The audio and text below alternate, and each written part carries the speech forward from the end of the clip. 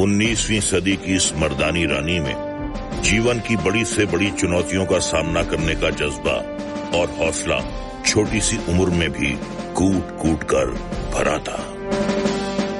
आइए आज हम सुने इतिहास की उसी वीरांगना झांसी की मर्दानी रानी लक्ष्मीबाई की कहानी। भारतवर्ष पर अंग्रेज सरकार का बोलबाला था। 19वीं सदी की शुरुआत में काशी के गांव में मराठा ब्राह्मण मोरोपंत के घर एक कन्या का जन्म हुआ। उसका नाम रखा गया मणिकर्णिका। सब उसे दुलार से मनु कहते थे। माँ बाप की लाडली मनु जब 4 साल की थी उसने अपनी माँ को खो दिया। घर में मनु की देखभाल करने वाला कोई नहीं था, इसलिए पिता मोरोपंत उसे लेकर बिठूर के पेशवा बाजीराव के दरबार में चले आए और वो वहाँ महल में उनकी बेटी की तरह पलने लगी। मनु, मनु, मनु, मनु कहाँ है? किसी ने मनु को देखा? अरे देखोगी कैसे ताई, वो तो घोड़े पर सवार हवा से बातें कर रही है। अरे देवा, लड़कों के साथ पढ़ना लिखना कम था जो महाराज उसे घुड़सवारी और तलवारबाजी भी सिखा रहे हैं? अरे ये सब एक लड़की के लिए किस काम का? आखिर करना तो उसे चूल्हा चौका ही है, क्यों? अरे ताई, पर वो है बड़ी होशियार। देखा नहीं कैसे लड़कों के साथ बराबरी से लड़ती है। हुआ करे होशियार। मैं तो मोरोपंत भाव से बात करूंगी। मनु बड़ी हो रही है, आखिर उन्हें उसके हाथ पीले करने की चिंता है कि नहीं? ओफो ताई, हमारी मनु तो सचमुच रानी बनेगी, रानी। सुना नहीं तुमने? क्या? झांसी के राजा गंगाधर राव ने खुद मनु का हाथ मांगा है। काय बोलतीस तू? पर मैं तो हैरान हूँ, मोरोपंत भाव मान कैसे गए? क्यों? महाराज तो काफी बड़ी उम्र के हैं और अपनी मनु की अभी उम्र ही क्या है, यही होगी 11-12 साल। अरे तो क्या हुआ, वर की उम्र नहीं उसका खानदान देखा जाता है। अरे चलो अच्छा है, मनु को ऐसा वर मिल गया तो वो बहुत सुखी रहेगी।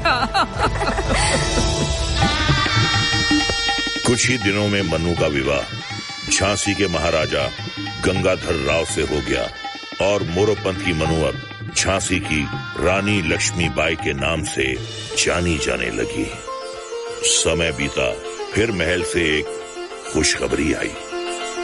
महाराज अभिनंदन महाराज, रानी लक्ष्मीबाई माँ बनने वाली है। भगवान की बड़ी कृपा हुई हम पर। सुना आप लोगों ने, मैं बाप बनने वाला हूँ। महाराज गंगाधर राव की खुशी का ठिकाना नहीं रहा। अधेड़ उम्र के महाराज आने वाली संतान और अपने वारिस का बेसब्री से इंतजार करने लगे। कुछ समय बाद लक्ष्मीबाई ने एक पुत्र को जन्म दिया जिसका नाम दामोदर राव रखा गया। ऐसे रोते नहीं है ना? मगर जल्द ही महाराज गंगाधर राव की खुशी पर ग्रहण लग गया। 4 महीने के दामोदर राव की मृत्यु हो गई। महाराज शोक में डूब गए। ये क्या हो गया मंत्री जी? कौन हमारे वंश को आगे बढ़ाएगा? हमारे बाद ये राजपाट कौन संभालेगा? हमारी झांसी का क्या होगा? क्या होगा हमारी झांसी का? निराशा में डूबे गंगाधर राव ने अंग्रेज अफसरों की मौजूदगी में अपने चचेरे भाई के बेटे को गोद लिया। उसका नाम भी दामोदर राव ही रखा। अंग्रेज सरकार को एक पत्र दिया गया जिसमें लिखा था,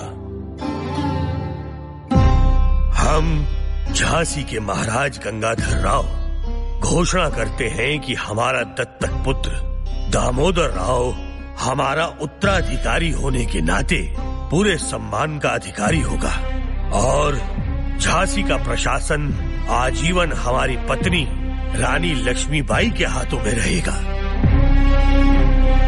लेकिन भाग्य का लिखा कौन मिटा सकता है?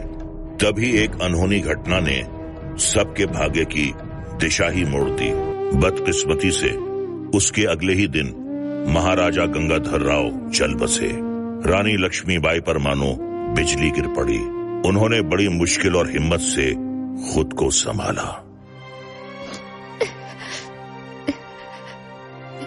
ये हमारे लिए शोक मनाने का वक्त नहीं। महाराज ने हमें बहुत बड़ी जिम्मेदारी सौंपी है। झांसी की प्रजा की रक्षा से हम पीछे नहीं हट सकते। हम उनका विश्वास कभी टूटने नहीं देंगे। झांसी अब हमारा जिम्मा है। हे माँ भवानी, हमें शक्ति दे, हमें शक्ति दे। रानी लक्ष्मीबाई ने तन मन धन से शासन की बागडोर अपने हाथों में ले ली। सबसे पहले रानी ने लोगों की समस्याओं पर अपना पूरा ध्यान लगाया। रानी साहब दया कीजिए, दया करें, बहुत मुसीबत है। हमारे बच्चे भूखे मर रहे हैं। इस साल फसल ना के बराबर हुई है। हम क्या खाएंगे और क्या लगान देंगे? कुछ कीजिए रानी साहब। साहूकार ने मेरी जमीन हड़प ली। अब मैं ठहरा किसान आदमी, खेती कहाँ करूँगा, कर्जा कैसे चुकाऊंगा?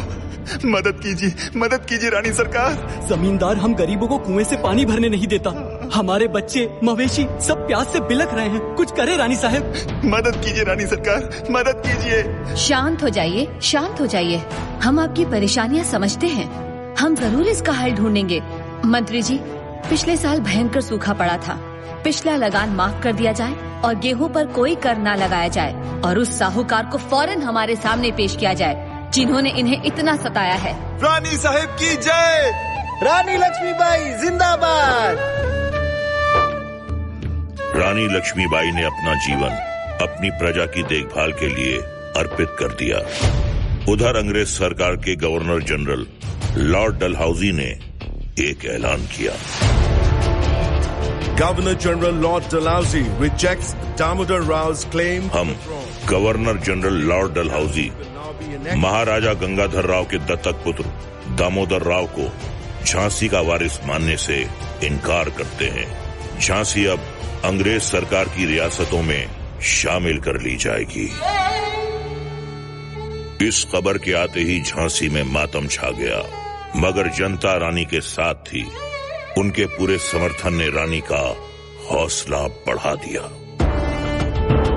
महारानी, इन फिरंगियों को तो हम झांसी पर राज करने देना नहीं चाहते, मगर अब लॉर्ड डलहौजी का फरमान आ चुका है। उन्होंने तो हमारे सारे रास्ते बंद कर दिए हैं। उनके फरमान से डरकर हम चुप नहीं बैठेंगे।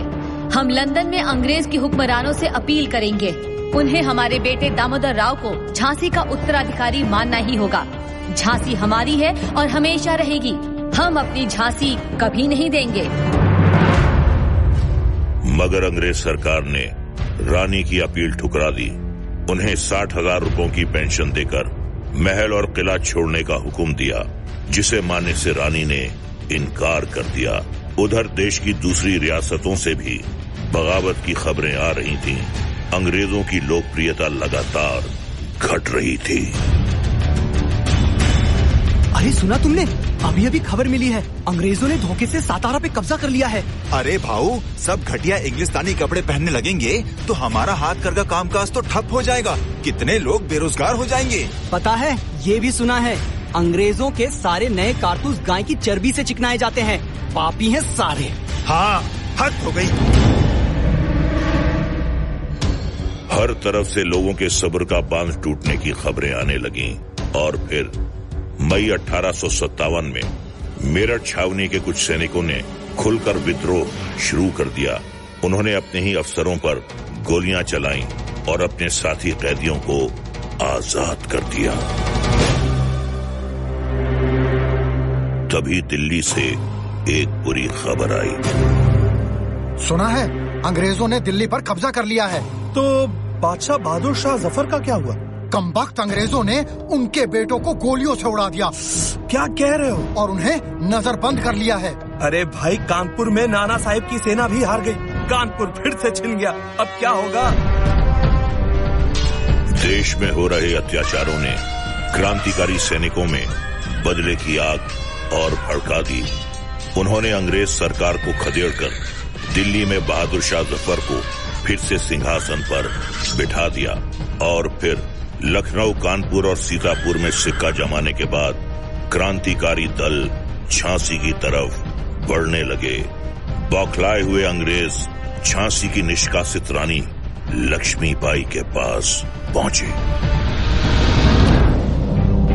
रानी साहिबा, आपसे दरख्वास्त है कि जब तक ब्रिटिश सत्ता फिर से स्थापित नहीं हो जाती, तब तक आप ही झांसी का राज्य संभाले।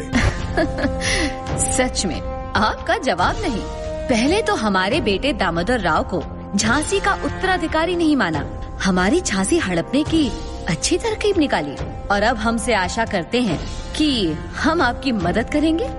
दामोदर राव आपके सगे पुत्र नहीं, नो ब्लड रिलेशन, उनका झांसी पर कोई हक नहीं बनता। दामोदर राव हमारे पुत्र और कानूनन झांसी के वारिस हैं। आपके ना मानने से ये सच्चाई बदल नहीं जाती। महारानी, बीती बातें भूल जाइए, हमारी मदद कीजिए, प्लीज हेल्प। तब तक आप झांसी को संभाल लीजिए। जब हमने अपना राज्य मांगा तब आपने साफ इनकार कर दिया। अब आप उसे संभाल नहीं पा रहे, इसीलिए हमें संभालने के लिए कह रहे हैं। लेकिन हम अपने ही लोगों के विरुद्ध नहीं जाएंगे। बेहतर होगा कि आप अपनी सुरक्षा खुद ही करें। क्रांतिकारियों के सामने अंग्रेज फौज कमजोर साबित हुई और उनके पैर उखड़ने लगे। रानी साहेब, हम क्रांतिकारी चाहते हैं कि अब झांसी का राजकाज आप ही संभालें। हम चाहते हैं कि ये फैसला जनता को ही करने दिया जाए कि झांसी पर कौन राज करेगा। देखो भाई, हम रानी की वफादार प्रजा हैं, हम उनका साथ कभी नहीं छोड़ेंगे। हाँ हाँ, झांसी पर सिर्फ रानी का राज रहेगा। बिल्कुल सही कहा तुमने। सुनो भाइयों सुनो, सबने एक मत होकर फैसला कर लिया है। झांसी एक स्वतंत्र राज्य होगा, उस पर रानी लक्ष्मीबाई राज करेंगी। जीते जी फिरंगियों को हम अपनी जमीन हड़पने नहीं देंगे। रानी लक्ष्मीबाई की जय! रानी लक्ष्मीबाई जिंदाबाद! एक बार फिर रानी लक्ष्मीबाई ने झांसी की बागडोर संभाली, पर रानी जानती थी कि अंग्रेज चुप नहीं बैठेंगे। उन्होंने मुकाबले की तैयारियां शुरू कर दी, लेकिन लक्ष्मीबाई की सत्ता को जल्दी ही उनके पड़ोसी राज्य ओरछा और दतिया से चुनौती मिली। ओरछा के सैनिक आ रहे हैं, हमले का आदेश दीजिए रानी साहिब। नहीं, हम अपने सैनिक खोना नहीं चाहते। जब शत्रु पास आ जाएगा, हम तभी आक्रमण का जवाब देंगे। रानी की कुशल रणनीति और साहस ने शत्रु को खदेड़ दिया। रानी लक्ष्मीबाई ने औरतों की सेना बनाई और उन्हें प्रशिक्षण दिया और उनका आत्मविश्वास बढ़ाया। उधर अंग्रेज कैंप में रानी लक्ष्मीबाई का साहस चिंता का मुद्दा बन गया। झांसी की रानी को कम मत समझो, वो हमारी सबसे ताकतवर दुश्मन है, उसे मात देना आसान नहीं होगा। इतना डरने का नहीं, चंदेरी रियासत का किला हमारे कब्जे में आ जाए तो झांसी अपने हाथ में समझो। रानी ने अपने प्रतिनिधियों को बुलाया और उनसे पूछा कि वो युद्ध करना चाहते हैं या संधि समझौता। सबने एक मत होकर कहा, हम लड़ेंगे, झांसी पर कोई विदेशी राज नहीं कर सकता। आपके इस फैसले ने हम में नई जान डाल दी है। हम आखिरी सांस तक लड़ेंगे। अगर जीते तो स्वतंत्रता का आनंद लेंगे और हारे या मरे तो अमर कीर्ति पाएंगे। रानी लक्ष्मीबाई की जय! रानी लक्ष्मीबाई की जय! रानी साहिब, हमें अपने पुराने मित्र तात्या टोपे और राव साहब से मदद मांगनी चाहिए। मांगी है। तात्या टोपे की सेना तो अंग्रेजों के साथ ही पन्ना और बाकी रियासतों के राजाओं पर आक्रमण भी कर चुकी है। और फिर जिसका डर था वही हुआ। अंग्रेजों की तोपें झांसी पर गोले बरसाने लगी। 5 दिनों तक अंग्रेज गोलाबारी करते रहे। किले की दीवार को थोड़ा नुकसान पहुंचाया। तब तात्या टोपे की फौज मदद के लिए पहुंची, लेकिन कुछ फायदा नहीं हुआ। रातों रात अंग्रेजों ने और तोपें मंगवाई और तात्या टोपे की सेना को एक ही झटके में साफ कर दिया। अंग्रेजी सेना किले में घुस गई। देखो सिपाहियों, हमें बड़े होशियारी से चुपचाप वहाँ ऊपर चढ़ना है। दुश्मन को पता नहीं चलना चाहिए। रानी की सेना के उस इन्फॉर्मर ने काम पक्का किया। कैसे नहीं करता, इतनी मोटी रकम दी थी, उसकी 7 पीढ़ी ऐश करेंगे। छुपते छुपाते अंग्रेज घुस बैठिए किले के अंदर पहुंच गए। छुपकर किले में घुसने वालों को ईंट का जवाब पत्थर से दिया जाएगा। हम कभी हार नहीं मानेंगे। जब तक जान है लड़ेंगे। झांसी हमारी है और हम अपनी झांसी किसी को नहीं देंगे। आक्रमण! जय भवानी! रानी लक्ष्मीबाई अपनी सेना लेकर अंग्रेजों पर टूट पड़ी।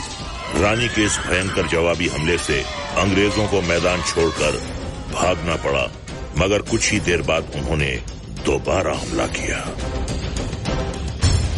रानी साहिब, वो फिर आ रहे हैं, अब क्या करें? हमारे पास एक ही रास्ता है। हमें आज रात ही कालपी में राव साहिब के पड़ाव जाना चाहिए। वो जरूर हमारी मदद करेंगे। चलिए। बालक दामोदर राव को साथ लेकर अपने बादल घोड़े पर सवार रानी लक्ष्मीबाई कालपी पहुंची। वो शेरनी की तरह शत्रु पर टूट पड़ी, पर राव साहब की बाकी सेना अंग्रेजों का मुकाबला नहीं कर सकी और अंग्रेजों ने कालपी के किले पर कब्जा कर लिया। अब रानी को कोई और रास्ता तलाशना था। अब हम ऐसे जीत नहीं सकते रानी साहिब। अगर हम छापामार युद्ध करें तो दुश्मनों की नाक में दम कर सकते हैं। मंत्री जी, उसके लिए हमारे पास एक मजबूत किला होना जरूरी है। हमें ग्वालियर चलकर महाराजा की मदद लेनी चाहिए। अगर वहाँ का किला हमें मिल जाए तो हम युद्ध जीत सकते हैं। आइए। रानी लक्ष्मी जब ग्वालियर पहुंची तो उन्हें देखते ही लोगों में नया जोश भर गया। अरे ये तो झांसी की रानी लक्ष्मीबाई हैं। अब सब ठीक हो जाएगा। रानी लक्ष्मीबाई की जय। इसी मौके पर वहां राव साहब ने एक जनसभा में खुद को मराठा राज्य संघ का प्रधान घोषित कर दिया। सभी समारोह में मगन थे, पर लक्ष्मीबाई को आने वाले खतरों की चिंता सता रही थी। राव साहब, हमारे पास धन है, शस्त्रों से लैस सेना है, लेकिन हमें अगले युद्ध की तैयारी कर लेनी चाहिए। हम पर कभी भी आक्रमण हो सकता है। रानी साहब, अब फिक्र मत कीजिए। उसके लिए हमारे पास अभी बहुत समय है। क्षमा राव साहब, बुरी खबर है। गजब हो गया, अंग्रेजों ने हमें घेर लिया है। हमें इसी का डर था राव साहब। अब देर मत कीजिए। आखिरी लड़ाई के लिए अपने सैनिकों को मैदान में उतरने का आदेश दीजिए। हम अपने कर्तव्य के लिए तैयार हैं। आप अपना कर्तव्य निभाइए। ईश्वर हम सबकी सहायता करे। और फिर ग्वालियर के पास कोटा की सराय में लड़ते हुए रानी लक्ष्मीबाई बुरी तरह घायल हो गई और उनके सैनिकों में खलबली मच गई। जल्दी सैनिकों, रानी साहब को किसी सुरक्षित जगह पर ले चलो। जल्दी जल्दी करो। संभल के, संभल के। उन्हें गहरी चोट आई है। चलो आहिस्ता से, आहिस्ता उठाओ। रुक जाओ हमारे बहादुर सैनिकों। हम कायर नहीं, हम पीठ दिखाकर नहीं भागेंगे। तुम भी हिम्मत मत हारो। आखिरी सांस तक लड़ो। जीत हमारी ही होगी। हम स्वतंत्र होंगे। हम स्वतंत्र होंगे।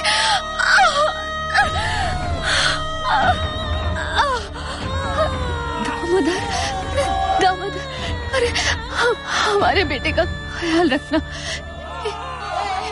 इसे कुछ नहीं होना चाहिए। ख्याल रखना।